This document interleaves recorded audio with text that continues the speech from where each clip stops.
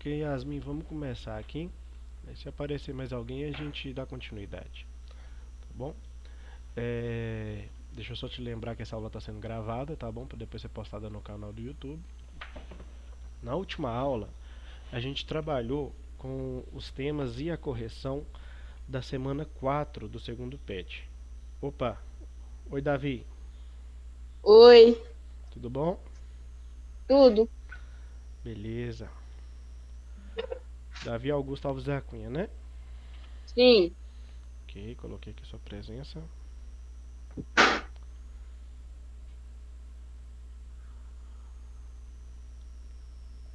Então vamos lá, pessoal. Na última aula a gente fez a correção, né, da atividade da semana 4 do segundo PET. E hoje a gente vai fazer a correção da atividade complementar das semanas 3 e 4 do segundo PET. Tá bom? Vocês já devem ter percebido, né, que as atividades complementares elas todas são baseadas em atividades do livro didático, né? Então, hoje a gente vai resolver aqui as atividades das questões 1, 2, 3 e 4 da página 174, as questões do Integrando Consciências da página 176, as questões 1 e 2 da página 39 e as questões 3, 4, 5, 6, 7, 8 e 9 da página 40 e 41. Ok? Então vamos lá. Aqui a primeira questão. Vocês devem ver aqui, né, que eu baseei o layout com o layout do formulário do Conexão Escola. Então vamos lá. Para combater os franceses, garantir a posse de terra e produzir riquezas, Dom João III decidiu ocupar efetivamente o Brasil e enviou para cá uma expedição. Ok? Então a gente está falando aqui de 1530, né? Quando Portugal tomou a decisão de, enfim, ocupar o território do Brasil, que se não fosse ocupado, ia acabar sendo tomado, né, pelos franceses, que estavam com uma presença muito forte aqui na exploração do pau-brasil. Tá bom? Então vamos lá. A letra A. Que expedição foi essa e quem a chefiou? A expedição foi a expedição colonizadora, né? E quem chefiou essa expedição? Ela foi chefiada por Martim Afonso de Souza, ok? E a letra B. Quais foram as suas realizações? O que a gente pode estar respondendo aqui, ó? A expedição chefiada por Martim Afonso de Souza combateu os franceses, né, que estavam explorando o pau-brasil aqui, explorou o litoral brasileiro, fundou São Vicente em 1532, que foi a primeira vila do Brasil, e também fundou o primeiro engenho destinado à produção do açúcar, né? Então essa expedição foi muito importante, tanto pela formação da primeira vila, né? O primeiro espaço, se é que a gente pode chamar, né, de espaço urbano, mas o primeiro espaço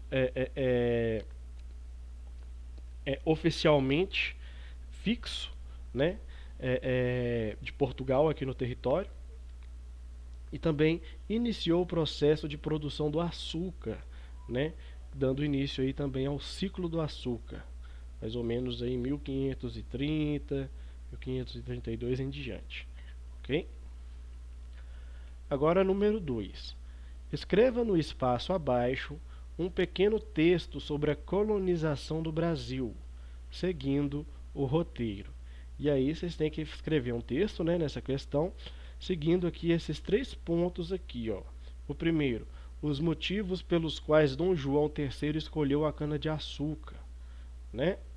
O segundo ponto, a origem do capital investido, de onde que veio o dinheiro, né, nessa expedição, nessa nesse início, né, do processo colonizatório, quem que investiu inicialmente, de onde que veio esse dinheiro.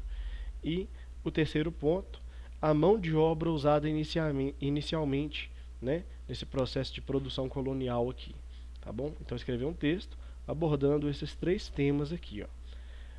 Eu fiz dessa forma, mas cada um pode fazer da forma que achar melhor, tá bom? Isso aqui é só um exemplo de como vocês podem estar fazendo.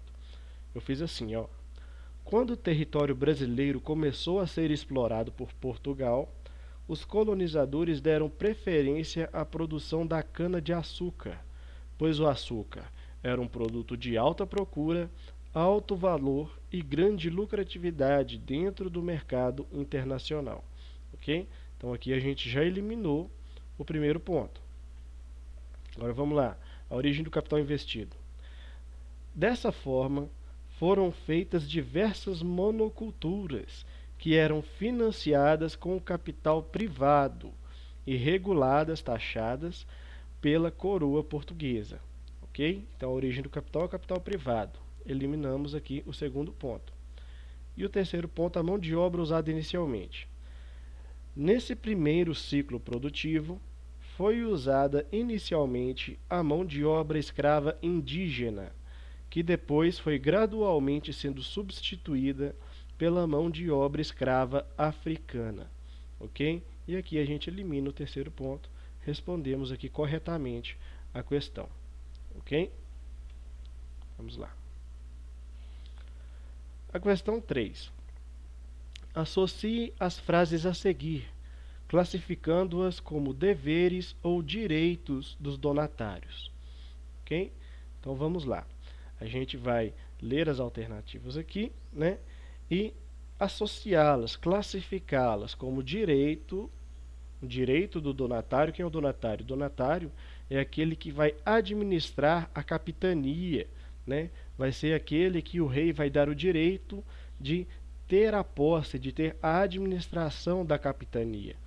Por isso que ele é chamado de donatário, vem de dono mesmo, de posse, né? E a capitania vai ser chamada de capitania hereditária, porque essa posse ela vai ser passada de geração em geração, de pai para filho, de filho para neto, e assim em diante. Ok? Então vamos lá. A primeira afirmação aqui, ó. Julgar os habitantes da capitania, podendo inclusive condenar à morte índios, negros e homens livres pobres. Ok? Isso aqui, ó, é um direito do donatário. Ok? Não é um dever. Ele não tem um dever, né, de condenar à morte, de julgar. Ele que decide, né, se alguma ação ela deve receber um julgamento, uma punição ou não. Ok? Então é um direito. Tá bom? Direito é quando ele decide. Dever é quando ele tem que fazer. Então a primeira parte aqui seria um direito. O segundo, desenvolver a agricultura da cana-de-açúcar na capitania. Aí aqui já não é uma escolha mais. Ele tem que fazer, é um dever. Tá bom? Ele é obrigado a desenvolver a agricultura da cana-de-açúcar na capitania. Ok? Terceira afirmação aqui, ó. Cobrar impostos em rios e portos. Né? Aqui também é um direito dele. Ele que decide se ele vai querer cobrar impostos em rios e portos, né? Que são os pontos de fluxo de mercadoria. As pessoas faziam o transporte das mercadorias, né? Da exploração do pau-brasil, dessas outras coisas assim, usando os rios, né? Usando embarcações assim nos rios, porque era mais fácil o transporte. Né? Então, o donatário ele tem a alternativa de cobrar impostos sobre esse trânsito, né, de mercadorias em rios e portos. Mas isso é escolha dele, então é um direito. Organizar a defesa militar. Isso aqui é um dever. Né? Ele não pode escolher se ele vai ou não defender o território da capitania. Ele tem o dever, é a obrigação dele defender o território da capitania, né? Organizar a defesa militar. Porque, pessoal, justamente essa expedição que deu início a essas capitanias, né? A expedição do Martim Afonso de Souza, tinha o objetivo principal de impedir a invasão, né, de outros povos que não fossem portugueses no território brasileiro. Então era necessário que houvesse uma defesa militar desses territórios. Aqui a outra afirmação, né? Conceder sesmarias, isso é, grandes propriedades rurais.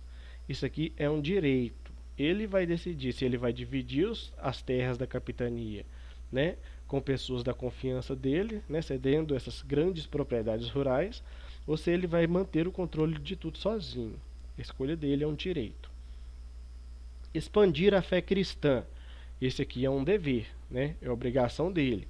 Um dos principais objetivos aí, né, da expansão marítima, do processo colonizatório, inclusive um dos principais apoiadores, né, desse processo aí de expansão territorial dos países europeus, vai ser a Igreja Católica, porque ela tinha essa intenção de expandir a fé cristã, né? Levar a fé católica a outros continentes, a outros territórios, né? Granjear novos fiéis. Então esse aqui é um dever do donatário, tá bom? Agora aqui outra afirmação. Tirar para si 5% no negócio do pau-brasil, né? Ou seja, o donatário ele vai administrar a capitania, né? Um dos principais objetivos, o principal objetivo, na verdade, dessas capitanias, né? O principal dever desses donatários seria desenvolver a agricultura da cana-de-açúcar, né? Era produzir o açúcar. Então, o foco da produção da capitania era o açúcar. Mas, no território das capitanias, vai continuar acontecendo a extração, a exploração do pau-brasil. E ele tem a escolha, né, também de lucrar, tirar uma taxa de lucro, cobrar um imposto, né, sobre essa atividade exploratória, sobre a exploração, a extração do pau-brasil na sua capitania. Então ele tem a escolha de tirar para si 5% no negócio do pau-brasil, ok? Isso é um direito dele, não é um dever, é um direito, ok? E aqui a última, estimular a ocupação portuguesa da terra. Aqui é um dever, né? Ele deve procurar trazer o máximo de portugueses que lhe for possível para o território da capitania, né? Justamente para garantir a posse de Portugal sobre as capitanias. Então, ficaria assim, né? A questão 3. Direito, dever, direito, dever, direito, dever, direito, dever. Ok? Avançando aqui. A questão 4.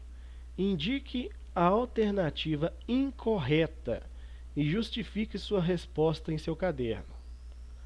Poucas capitanias tiveram o sucesso esperado. Com exceção da capitania de Pernambuco, Bahia e São Vicente, todas as demais capitanias fracassaram devido à letra A, falta de recursos de alguns donatários. Não é verdade, né, pessoal? Os donatários eles eram escolhidos entre a classe mais nobre, entre as pessoas mais abastadas, né, mais próximas da coroa portuguesa. No caso, não a alta nobreza, os mais próximos totalmente, né, mas aqueles que tinham alguns privilégios e tinham que, de alguma forma, né, garantir esses privilégios, obedecendo às exigências da coroa.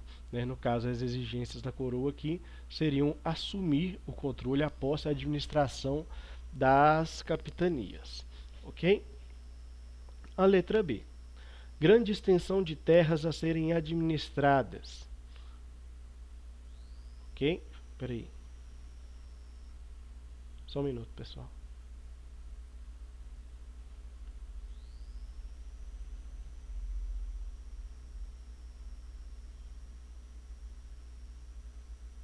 Ok?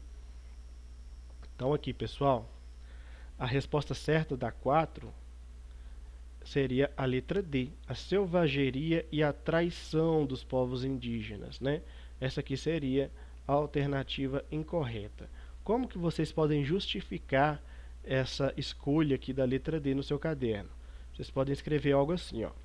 Foi devido à resistência dos indígenas à ocupação de suas terras, ok?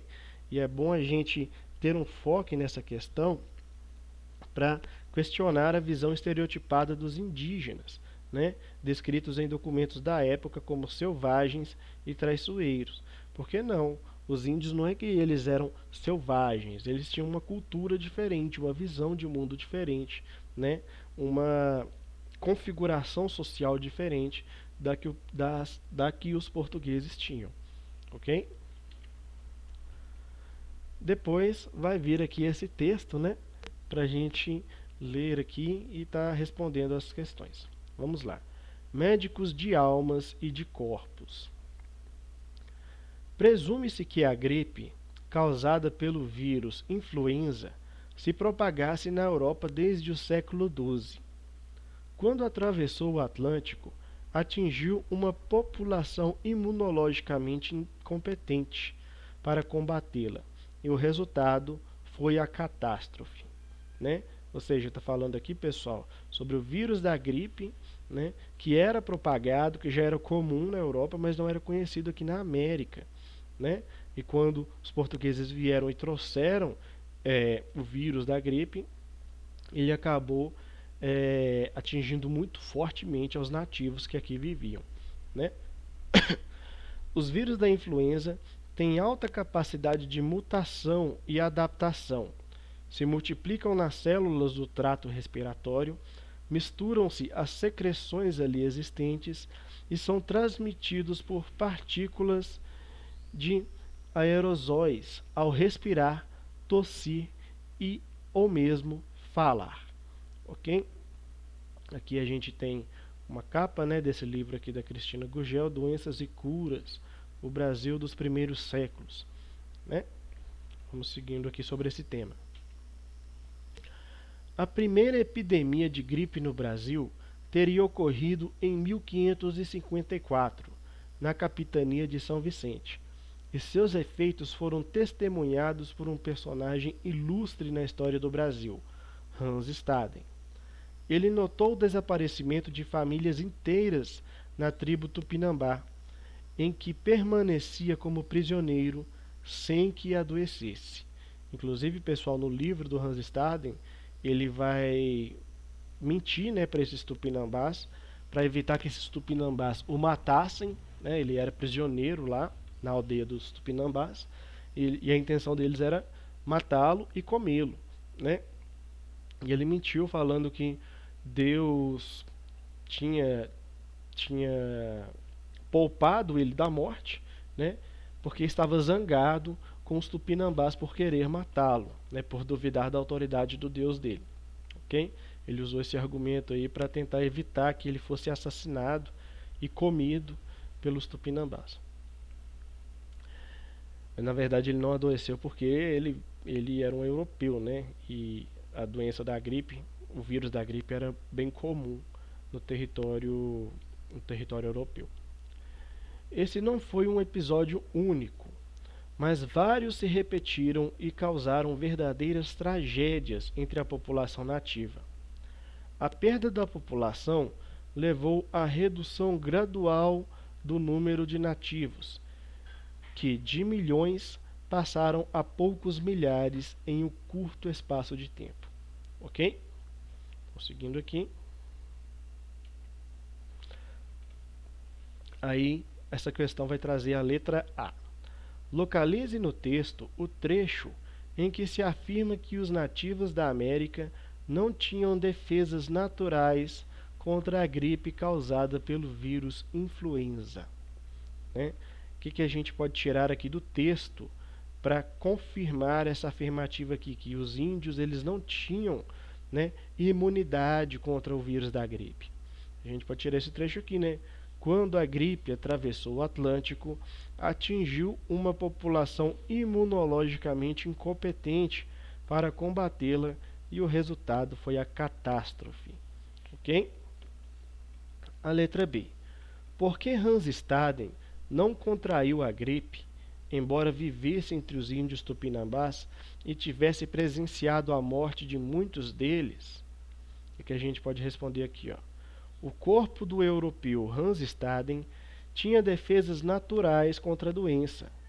Como diz o texto, presume-se que a gripe, causada pelo vírus influenza, se propagasse na Europa desde o século XII. Ok? Então, desde o século XII, o vírus da gripe ele já era comum na Europa, né? Eles chegaram aqui no século XVI, então já havia tido tempo entre os europeus para o desenvolvimento de uma forte imunidade contra o vírus da gripe.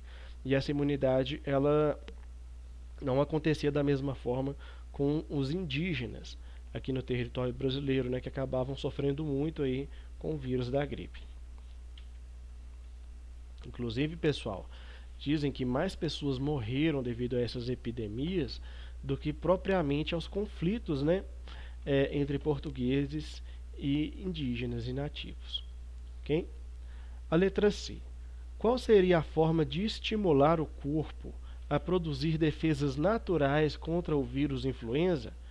A forma, né, melhor forma de desenvolver essas defesas de forma segura seria a vacinação, né? Só que na época não existia tecnologia, não existia vacina para salvá-los, né, do vírus influenza, então eles acabaram sendo acometidos aí por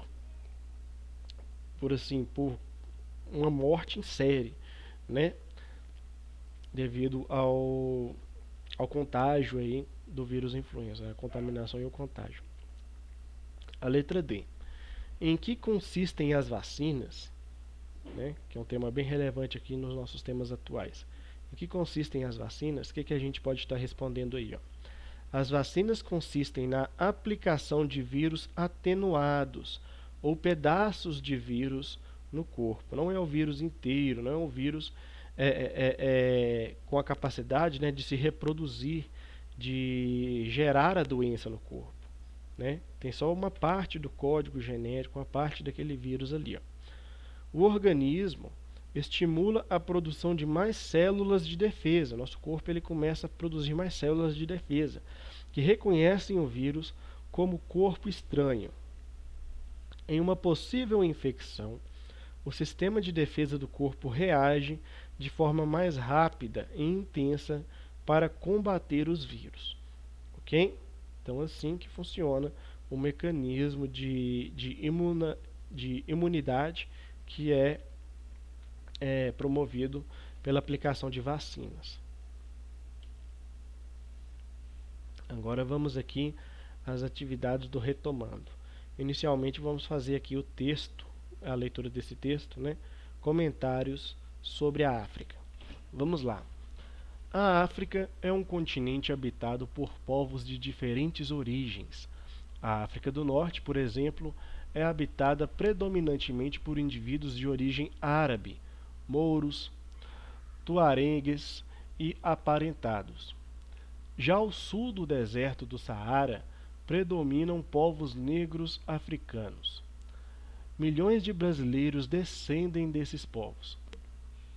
A África possui 54 países independentes, 48 são continentais e 6 são insulares. Da África saíram os ancestrais de milhões de brasileiros. Segundo o IBGE, 50,7% dos brasileiros descendem de africanos. Entre o senso comum, são recorrentes manifestações equivocadas sobre a África. Devido ao processo de formação de nossa cultura, que se origina e se constrói em um contexto de colonialismo mercantilista, onde a mão de obra africana escravizada era indispensável aos detentores dos meios de produção, muitas visões preconceituosas e estereotipadas sobre a África foram herdadas e ainda hoje são propagadas de geração em geração e carecem de um constante exercício de conscientização e combate ao racismo e ao preconceito. Alguns exemplos dessas perspectivas erradas são a visão da África como um conjunto só e não como um continente multifacetado. Também a forma como a mídia divulga uma disputa política. Se for uma disputa política na Europa, a disputa é tratada como um conflito regional. Se for na África, é vista como um conflito tribal. E também, né, pessoal, a visão da África como um continente parado no tempo e habitado por tribos que desconhecem os meios tecnológicos contemporâneos. Ok? Então vamos lá à questão. A África é o berço da humanidade. Apesar disso, sua história é pouco conhecida. Leia as afirmações e copie em seu caderno as verdadeiras. Então, justifique as suas escolhas. Ok, pessoal? Então, as afirmações são essas aqui. Vocês vão classificá-las como verdadeiras ou falsas. E depois vão escrever uma justificativa do porquê que vocês escolheram elas como, classificaram elas como verdadeiras ou falsas. Ok? Então vamos lá, primeira afirmação. A África é um país com muitos povos e línguas diferentes. Essa aqui é uma afirmativa falsa, né, pessoal? A letra A é uma afirmativa falsa. Por quê? Porque a África é um continente e não um país. Ok? A letra B. A África é um continente habitado exclusivamente por negros. Essa aqui também é uma afirmação falsa, né? Por quê? Porque a África é um continente habitado por povos de diferentes origens. A África do Norte, por exemplo, é habitada predominantemente por indivíduos de origem árabe, mouros, tuaregues e aparentados. Já ao sul do deserto do Saara, predominavam povos negro-africanos. E milhões de brasileiros descendem desses povos negro-africanos que vieram para cá escravizados, né? A letra C. A África é um continente com 54 países, né? De acordo com a data de 2018 aqui, ó. E mais de 30 milhões de quilômetros quadrados, ok? Essa afirmativa é uma afirmativa verdadeira, né? E como que a gente justifica ela? A gente justifica ela porque a África possui de fato 54 países independentes, 48 continentais e 6 insulares, ok? Aqui a letra D. A história da África negra tem ligações estreitas com a história do Brasil.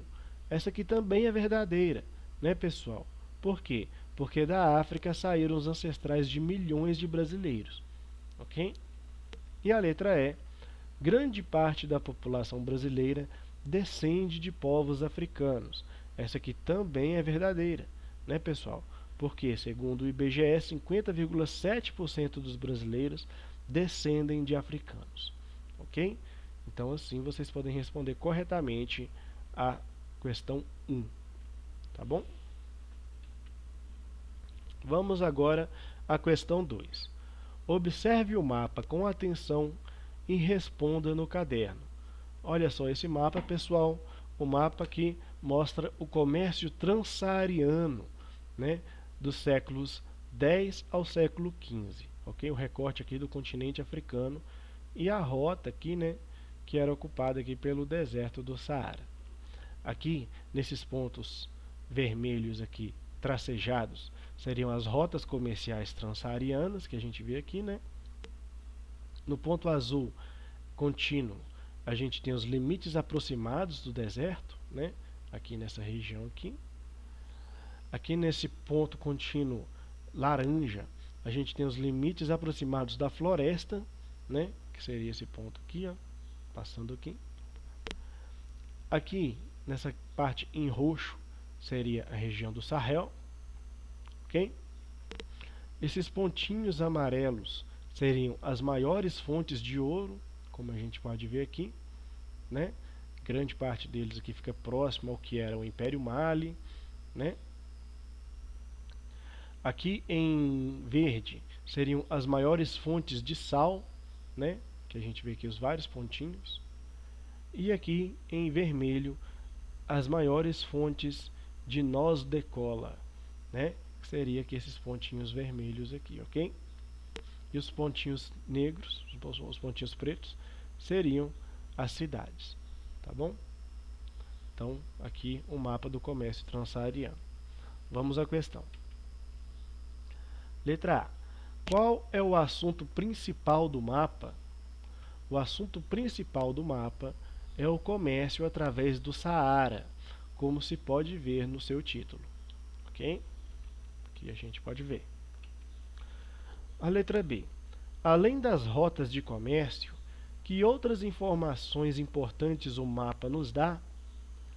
Vamos lá. Ele mostra a localização das maiores fontes de 3 importantes produtos comercializados na época: o sal, o ouro e a noz de cola. Além disso, localiza também o Sahel, ok? E aqui a letra C. Com base no que você estudou e na observação do mapa, é possível concluir que o sal era um produto importante no comércio através do Saara? O que a gente pode estar respondendo aqui, pessoal? Podemos responder algo assim, ó. Sim, há vários símbolos indicativos das minas de sal na região em foco. Além de conservar os alimentos e melhorar o seu sabor, o sal é importante para o corpo humano. E, por ser escasso e precioso na região, o sal chegou a ser usado como moeda. Na África Ocidental, merecem destaque as minas de sal de Tegasa. Ok? Aqui é número 3. Assinale a alternativa incorreta. Pessoal, de todas as alternativas aqui, né, todas são verdadeiras, só uma que é falsa. A falsa seria a letra B. Né? No poder, Sundiata Keita converteu-se ao catolicismo e, para proteger seu império dos ataques dos berberes, deslocou sua capital para Tombuctu, no nordeste do império. Ok? Essa aqui, ó, é uma alternativa falsa, né? Todas as outras são verdadeiras, essa é falsa. Como que a gente pode justificar, né, o fato dela ser a falsa? A gente pode justificar assim, ó. No poder, Sundiata Keita converteu-se ao islamismo e não ao catolicismo, né, para proteger o seu império dos ataques dos berberes, e deslocou sua capital para Niani, no sul do Mali. Ou seja, ele não deslocou para Tombuctu, como foi afirmado aqui. Ele deslocou a capital para Niani, no sul do Mali. Ok? Aqui a questão 4.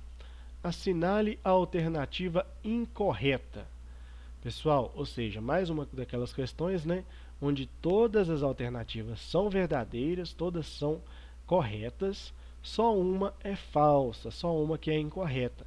E aqui na número 4 seria a letra C. O Império do Mali era pouco extenso e teve curta duração.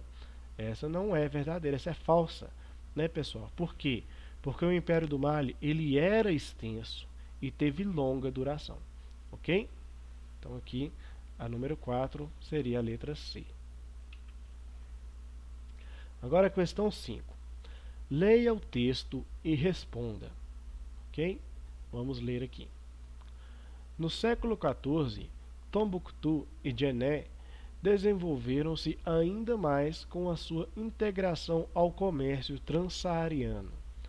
Valentim Fernandes descreve que, em Tombuctu, o sal, trazido em camelos, abastecia as almádias, que eram grandes embarcações feitas em um tronco só, que se dirigiam a Djenné, onde era trocado por ouro, vindo da região dos povos Acãs e Lobe.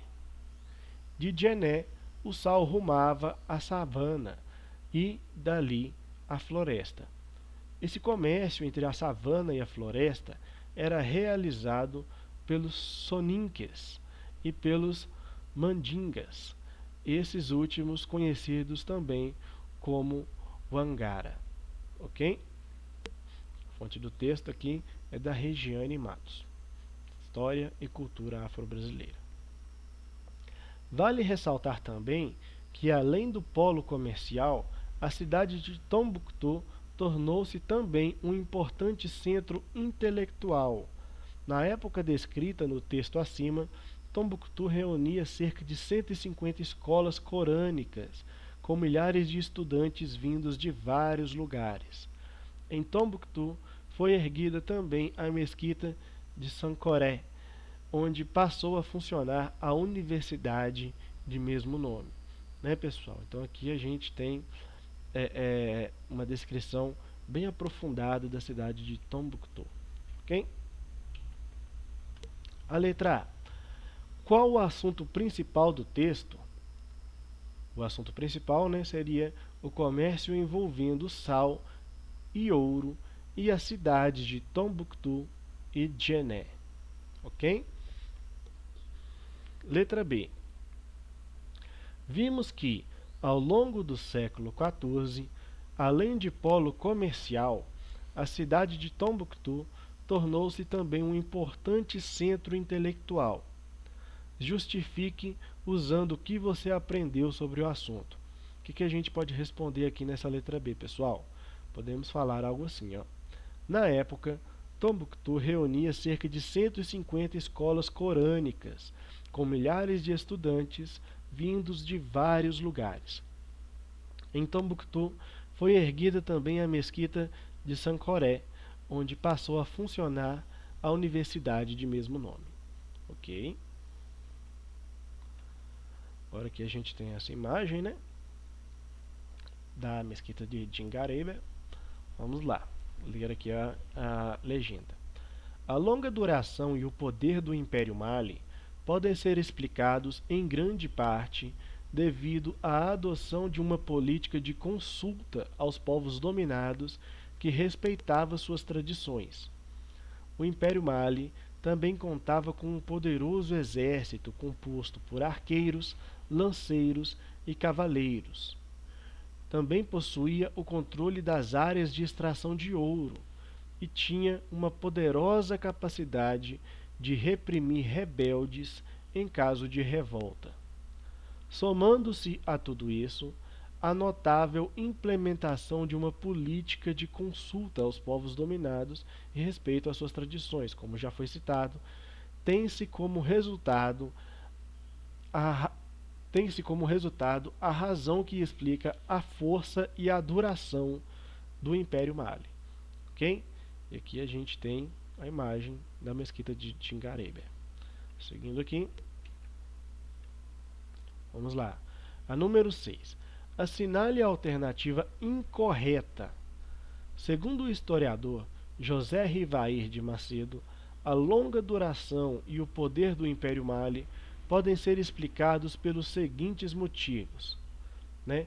Todas as alternativas estão corretas, menos uma. Né? Só uma que está errada. E é justamente a errada que a gente vai marcar aqui. Ok? A errada seria a letra D. Tá bom? Adotava uma política de imposição de costumes aos povos dominados, o que não é verdade, né, pessoal? O Império Mali, na verdade, ele adotava uma política de consulta aos povos dominados e respeitava suas tradições, né? Então, na 6, a alternativa incorreta seria a letra D, ok?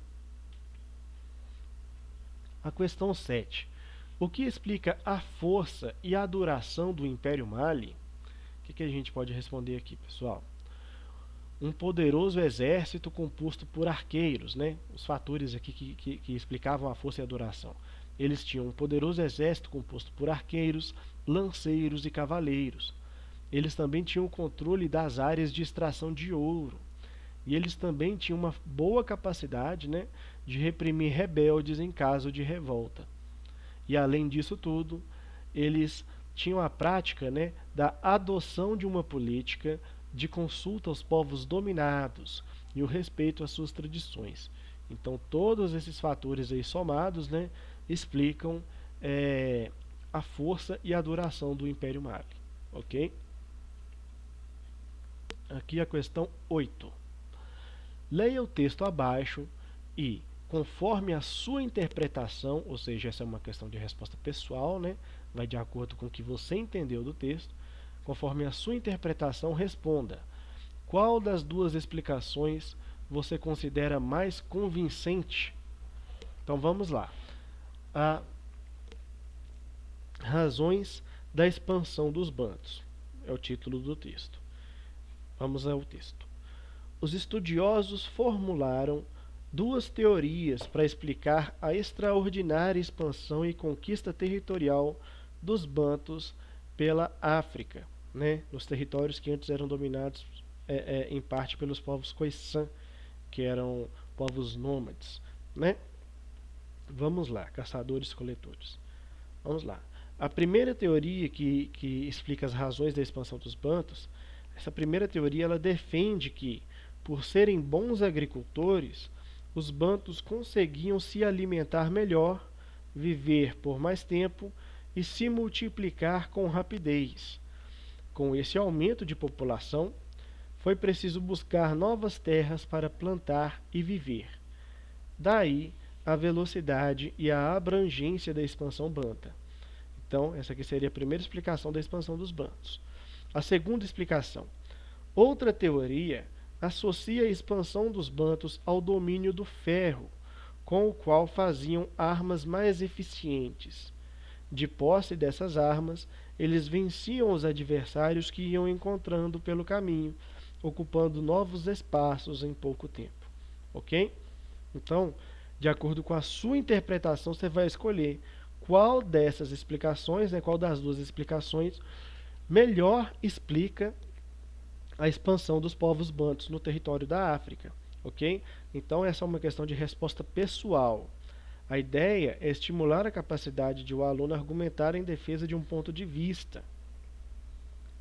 E há também quem defenda que as duas explicações, tanto a da agricultura quanto o do domínio do ferro, elas sejam complementares, ou seja, os povos bantus eles conseguiram se expandir não por uma ou por outra característica, mas por ambas, tanto pelo domínio da agricultura, que lhes facilitou o acesso ao alimento, quanto pelo domínio do ferro, que lhes dá uma vantagem no momento dos conflitos. Ok? E aqui a questão 9. Associe as afirmativas abaixo como verdadeiras ou falsas. Sobre o Reino do Congo, é correto dizer... Então vamos lá. Nimi a Lukeni recebeu o título de Manicongo, de Senhor do Congo, e é considerado o herói fundador do Reino do Congo. Essa afirmação seria verdadeira. Ok? A letra B. Os 12 conselheiros do Manicongo eram todos homens com idade superior a 60 anos. A letra B também é verdadeira.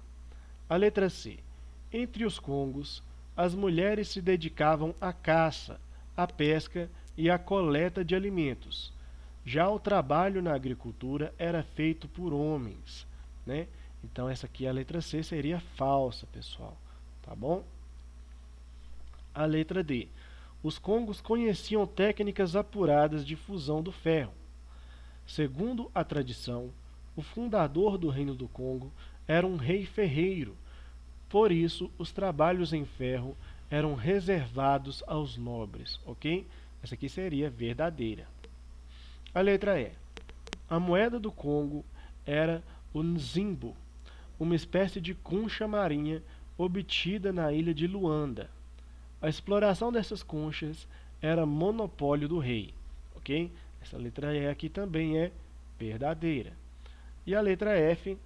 Os portugueses chegaram ao Congo em 1483 e logo procuraram fazer comércio com as lideranças africanas. Essa aqui também é verdadeira. Ok? Então a letra A é verdadeira, a letra B é verdadeira, a letra C é falsa, a letra D é verdadeira, a letra E é verdadeira e letra F verdadeira. Ok? Correção aqui da atividade 9. Então é isso, pessoal. Essa aqui é a correção da atividade das semanas 3 e 4. Vocês querem fazer alguma pergunta sobre esse tema? Esses temas?